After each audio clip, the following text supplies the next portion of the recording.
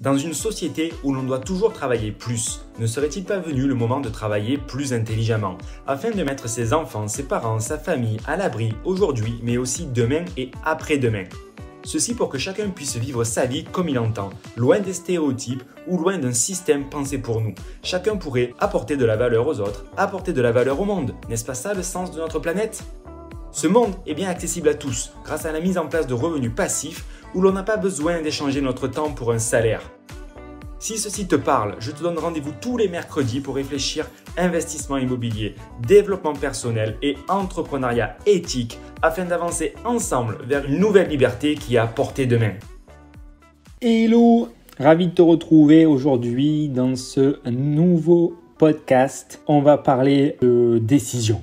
On va parler de décision et notamment comment se décider en cas de doute.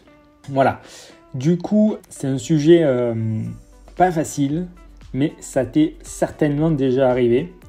Il y a certaines décisions dans la vie qui peuvent paraître plus faciles ou plus claires que d'autres. Et peu importe en immobilier, en investissement ou dans la vie de tous les jours en général, en fait, notre quotidien il est fait de décisions et certaines décisions sont un peu plus prises de tête que d'autres, plus obscures. Et je voulais te partager aujourd'hui quelques réflexions sur mes processus de prise de décision.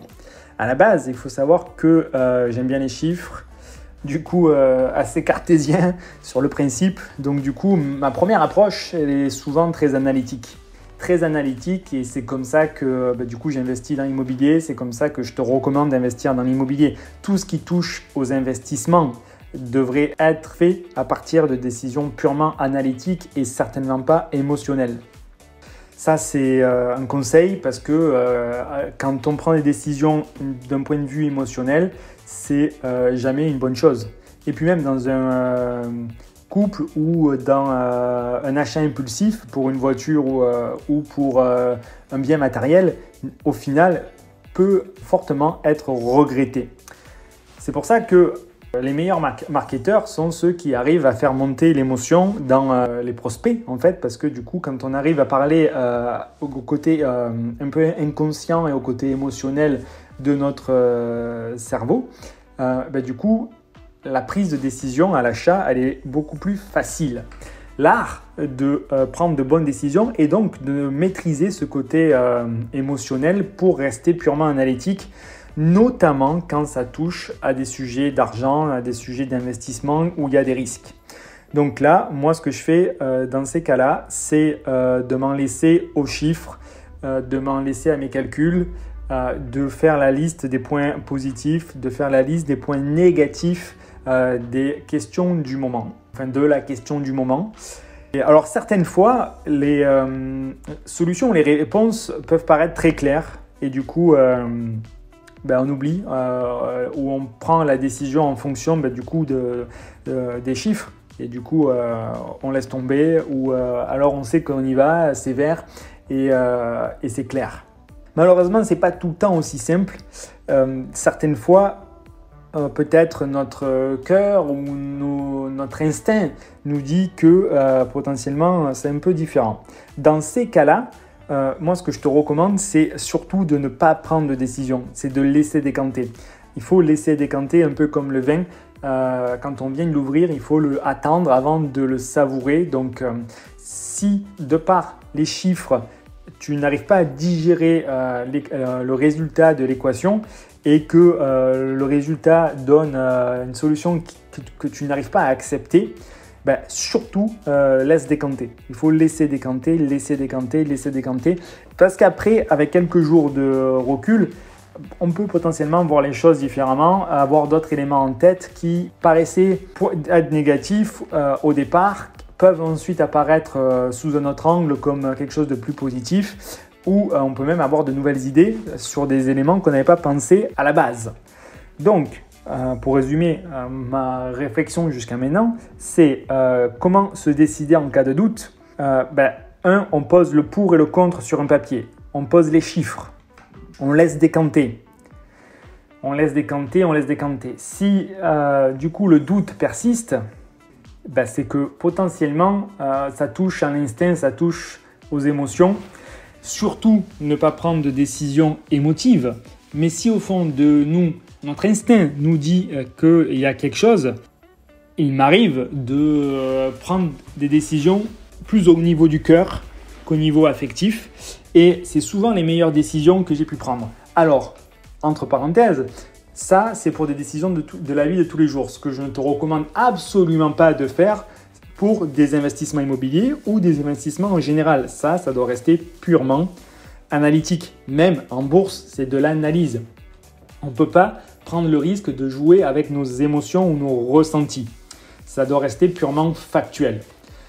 Mais pour d'autres décisions, en termes d'amitié, en termes de relations, en termes d'opportunités, en termes de travail, en termes de cadeaux, voilà, en termes de choses de la vie de tous les jours, alors évidemment que les chiffres ont un impact beaucoup plus limité. Donc, on en revient au final à l'être. Moi, à la base, je suis analytique, mais je sais que j'ai aussi une grosse partie de moi qui est émotive et qui fait à l'instinct. Et je donnerai toujours la priorité à des décisions instinctives, à des décisions de cœur, même si tous les chiffres disent le contraire. Or, investissement immobilier, investissement. Mais par exemple, il m'est arrivé de refuser des CDI, il m'est arrivé de refuser des postes où sur le papier, tout était plus positif.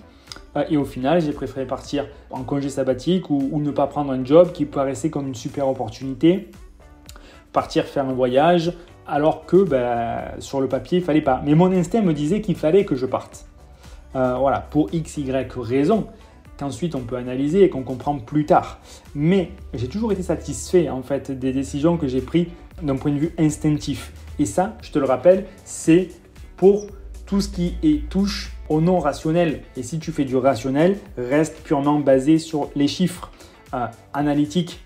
Parce que voilà, on ne peut pas se permettre d'acheter un bien immobilier parce qu'on le sent bien. Par contre, perdre un job parce qu'on ne le sentait pas ou qu'on avait mieux à faire, c'est pas grave, on retrouvera un job. Mais on ne peut pas acheter un truc qui peut se retrouver potentiellement en boulet. Du coup, ça c'est ma philosophie. Donc comment se décider en cas de doute?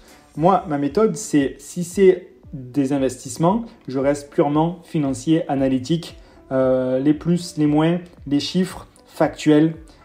Si c'est toujours pas clair, je laisse décanter. Mais de manière générale, je n'écoute pas mes émotions, je n'écoute pas mon instinct. Et ça, c'est un travail. Et c'est une règle à respecter.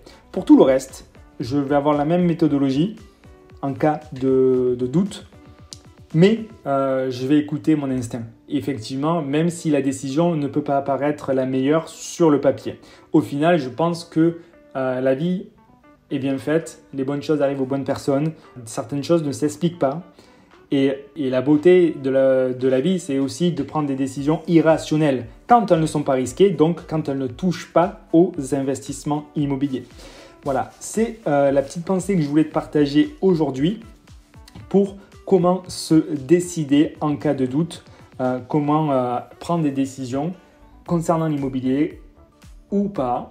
Comment est-ce que tu agis? Dis-moi toi, comment tu te comportes face à des décisions de la vie de tous les jours, des décisions importantes en concernant un travail, concernant un investissement, concernant un changement de vie ou même un cadeau, une relation amoureuse. Est-ce que tu as d'autres éléments qui t'aident à prendre des décisions? Ça serait intéressant de le savoir.